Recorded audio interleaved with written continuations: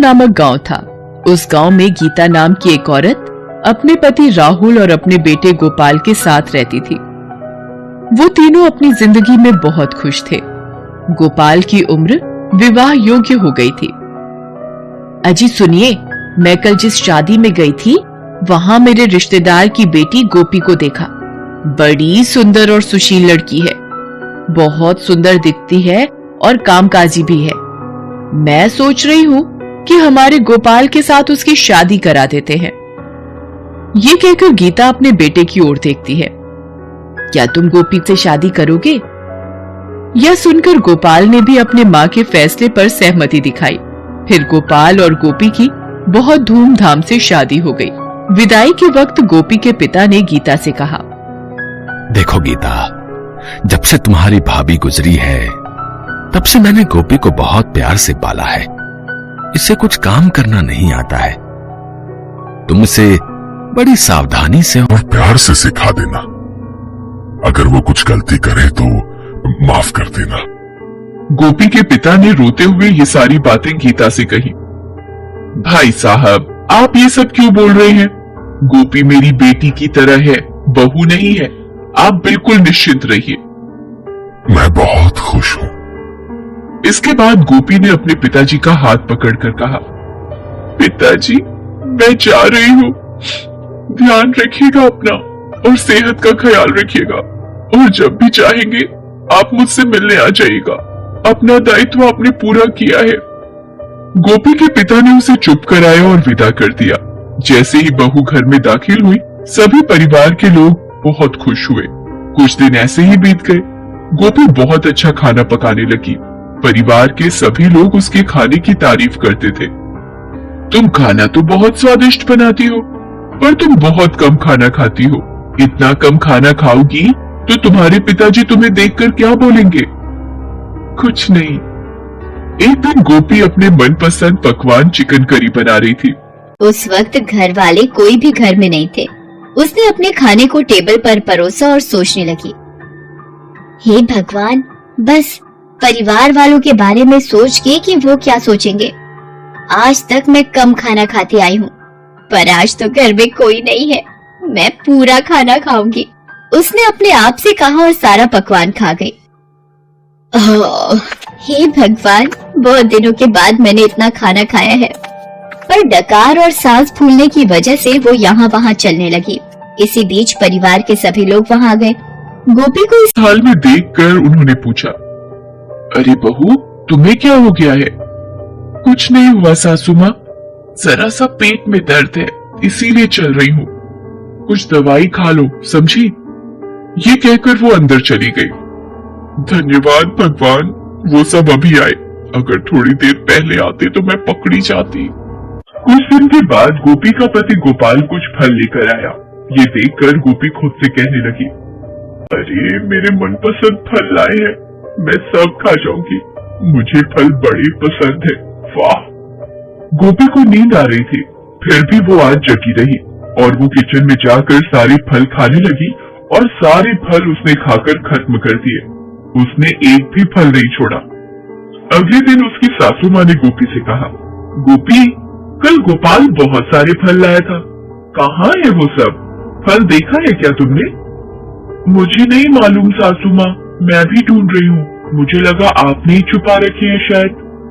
अरे मैं क्यों छुपाऊंगी, मुझे मालूम नहीं है कि फल कहाँ है। ये कहकर गोपी की सास वहाँ से चली जाती है। उसी दिन गीता ने सबके लिए बिरयानी बनाई और गोपी को बिरयानी की सुगंध आ रही थी। अरे वाह, सासू माँ तो बहुत स्वादिष्ट खाना पकाती है। बिरयानी से भी बहुत अच्छी खुशबू आ रही है। मैं इसे खाने के लिए बेचैन हो रही हूँ। अगर वो सब खाकर सब खत्म कर दे और मेरे लिए नहीं छोड़ा तो मैं क्या करूँ? जब वो ये सोच रही थी कि अचानक से सासू आ गई। गोपी, मैंने सबके लिए बिरयानी बनाई है। पास वाली गली में एक छोटी सी जन्मदिन की पार्टी है, वहाँ से मैं अभी आती हूँ।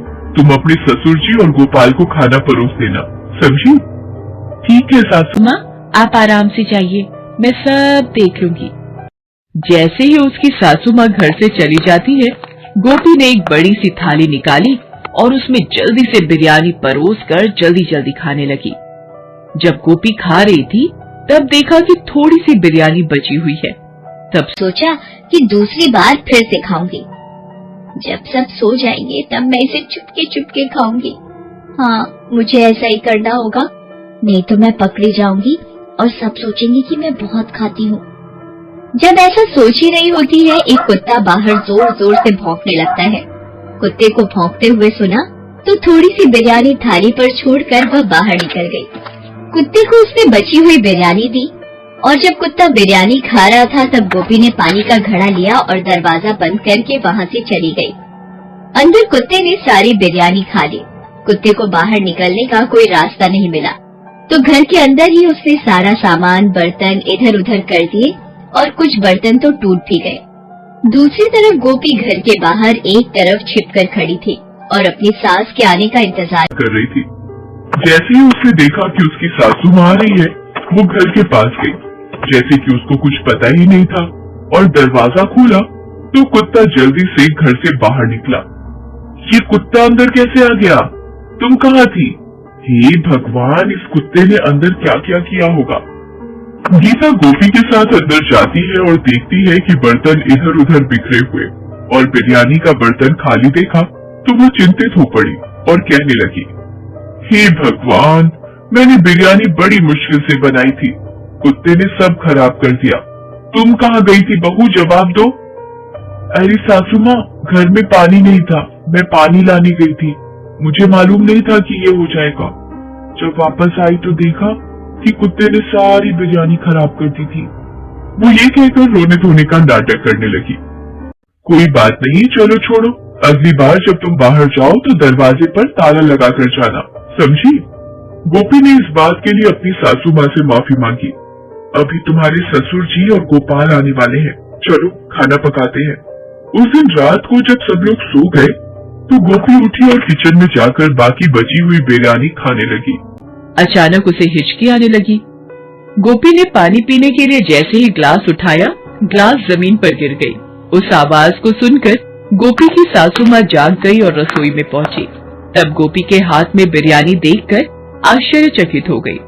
गोपी सोचने लगी, अब क्या करूं? पकड़ी गई और वो चिंतित हो गई। हे भगवान, अब मैं क्या करूं?